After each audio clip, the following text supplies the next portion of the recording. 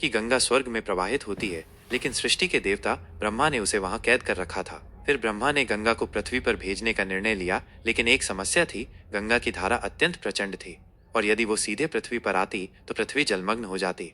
इस समस्या का समाधान करने के लिए भगवान शिव ने गंगा की धारा को अपनी जटाओं में समेट लिया। उन्होंने अपनी जटाओं की केवल एक लट को खोलकर गंगा को बहने दिया, जिससे उसकी गति नियंत्रित हो गई। इस प्रकार गंगा पृथ्वी पर अवतरित हुई।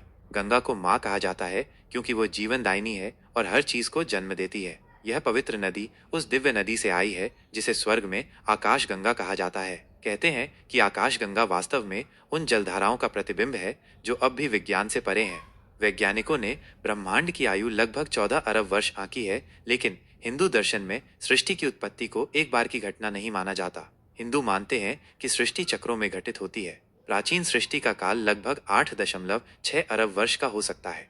हालांकि इस पूरी सृष्टि की उत्पत्ति की कथा को समझना अत्यंत कठिन है। हिंदू मानते हैं कि ब्रह्मा ने ब्रह्मांड की रचना की, लेकिन फिर प्रश्न उठता है कि ब्रह्मा को किसने बनाया। इसी प्रकार सृष्टि के आरंभ और देवताओं के अस्तित्व पर प्रश्न चिन्ह बने रहते हैं।